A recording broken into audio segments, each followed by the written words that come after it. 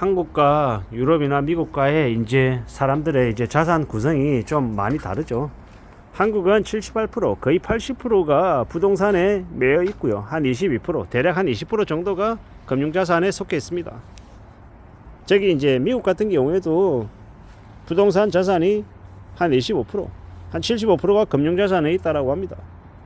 대체로 이제 선진국과 비교해서 한국의 이제 자산 구성이 부동산에 많이 편중되어 있다라는 이야기인 거죠. 그래서 최근에 이제 유튜브에서 많은 금융 전문가라고 하는 이들이 하는 말이 뭐냐? 부동산과 금융 자산의 이제 비중을 5대5 정도로 갖춰가는 게 좋다. 당장에 부동산과 주식, 부동산과 이제 금융 자산이 8대2인 것을 갑자기 2대8로 바꿀 수는 없다 보니까 5대5로 최대한 이제 가보자라는 겁니다. 부동산 자산 비중을 너무 크게 가져가지 말자라는 의견으로 저는 해석을 했습니다.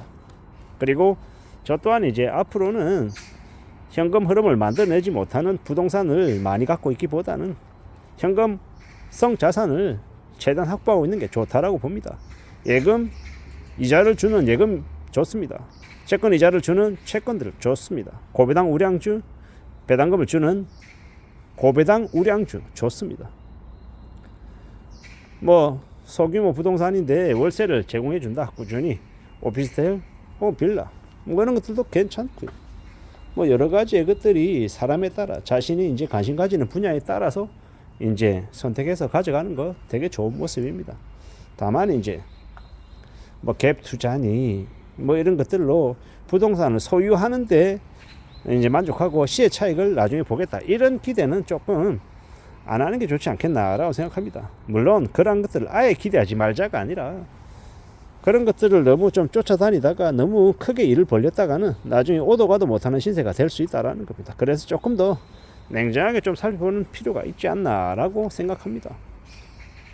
제가 고배당 우량주를 뭐 배당 수익을 5% 6%를 이야기하고 이제 현금이 한 2억 정도만 있어도 되게 여유롭게 현금 흐름을 만들어내서 살 수 있다라고 얘기했더니 비아냥거리는 인간들도 있더라고요. 근데 이제 저는 그렇게 생각합니다. 현금성 자산 2억을 가져보지도 못한 놈들이 2억은 그냥 2천만 원도 없는 놈들이 2억 가지고 어떻게 버티냐, 2억 가지고 얼마나 갈 수 있냐라고 제게 비아냥거립니다. 미친 인간들이죠. 병신 같은 인간들입니다. 2억을 지고 예를 들어서 GS라고 하는 지주사 주식이 있습니다. 배당률이 6.9%, 6.8%, 7% 이 정도 됩니다. 어떻습니까? GS라고 하는 주식을 가지면 2억을 집어넣으면 이자 빼고요. 1년에 1200만원, 6%, 6, 12, 1200만원이 생기고 월에 100만원이 생기는 거예요. 근데 GS라고 하는 주식이 그러면 주가의 이제 등락폭이 되게 크냐? 그렇지 않더라는 겁니다. 지금 뭐 39,000에서 한 4만원 뭐 사이를 왔다 갔다 합니다. 이 주식이 갑자기 2만원 되고 뭐 만원 되고 이러냐라는 겁니다. 그렇지 않다라는 거죠. 물론 올라가기도 하고 내려가기도 하겠죠. 4만원이 아니라 5만원 되면요. 시의 차익이 생기기도 하고 또 3만원이 되면 이제 평가 금액 자체를 내려가겠죠. 하지만 이 지나온 시간들 되돌아보면 배당 금액은 비슷했다라는 겁니다. 그걸 보고 이제 저는 말씀을 드린 거죠. 근데 이제 잘 모르는 그냥 겉으로만 보고 이제 대충 떠들어대는 키보드 워리어 병신 같은 인간들은 제가 그렇게 얘기하면 그 얘기에 담겨 있는 뜻을 모르고 그냥 자기의 이제 알량한 좁은 지식을 가지고 댓글을 달면서 되게 한심하게 얘기합니다. 저는 이제 그런 인간들을 보면 그냥 헛웃음이 나는 거죠. 네가 2억은 그냥 2천만 원을 모아봤냐? 2천만 원 네 손에 쥐고 있냐? 빚이 몇 천만 원 있고 몇 억 있는 거 아닌가? 뭐 이런 생각들이 들었던 거죠. 잠시 말이 샜는데 기본적으로 현금성 자산을 좀 늘려갈 필요가 있다라는 게 제가 하고 싶은 이야기인 거고, 현금성 자산을 무조건 원금이 손실되지 않는 범위에서 하는 게 좋죠. 근데 이제 우량주를 사면 기본적으로 주가가 내려가고 올라가곤 하지만 그렇지만 안정적인 이제 배당을 주더라는 거. 그리고 주가가 많이 내려가도 어느 시점이 되면 다시 올라오고 정상화 되더라는 거. 그런 얘기를 좀 하고 싶었던 겁니다. 제가 배당을 꾸준하게 받는 이제 주식들, 그런 주식들, 우량주들 지나온 10년 동안 배당을 꾸준하게 줬는지 안 줬는지 봐야겠죠. 물론 세상 그 어디에도 100%는 없습니다. 100%는 뭡니까? 예금 집어넣는 게 100%죠. 예금이 보장되니까, 원금이 보장되니까. 대신에 이자가 낮은 거고. 고배당 우량주라고 해서 그 우량주가 주가를 무조건 100% 보정해 주는 것도 아니죠. 내려가기도 하고 올라가기도 하니까. 그런 것들을 나름 공부하고 준비하고 이제 바라봐야겠죠.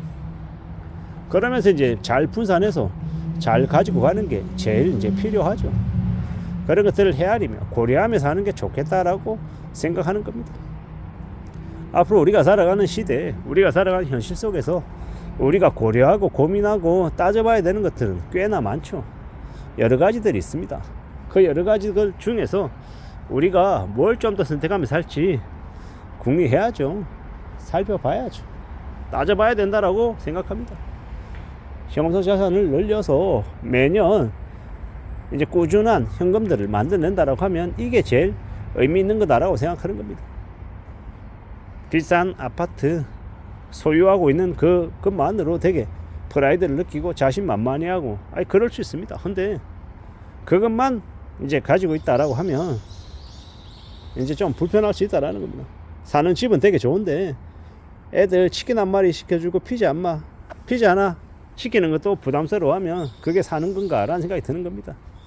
반대로 단칸방에 살아도 옥탑방에 살아도 쓸 수 있는 씀씀이 좀 여윳돈을 가지고 사는 게 훨씬 더 삶의 만족도가 좋지 않겠냐라는 겁니다. 우리는 의식주입니다. 의식주.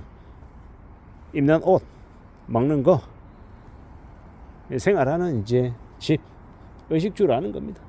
세 가지가 다 잘 맞아 떨어져야 그래야 삶의 만족이 있는 거지 어느 한쪽만 비대하게 커지는 건 그닥 좋은 게 아니다라는 생각이 듭니다. 그래서 부동산과 주식 같은 것에서 비중을 어디로 좀 더 이렇게 좀 조정할지에 대해서는 생각을 좀 하며 살자라는 말씀을 좀 드리고 싶었던 겁니다.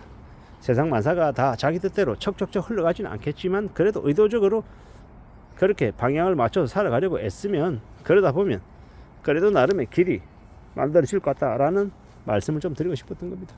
우직하게 살아가면서 나름의 좀 길을 좀 갖춰가야겠죠. 그런 것들이 좀 더 필요하지 않을까라는 생각을 해봅니다. 살아가는 게 우리의 삶이 모든 게 다 바라는 대로 흘러가진 않겠지만 항상 대비하고 대응하면서 다른 경우에서도 좀 생각하며 지내는 게 좋을 것 같다라는 말씀을 좀 드리고 싶었습니다. 그렇게 살아가보자라고 이야기하고 싶었습니다. 이상입니다.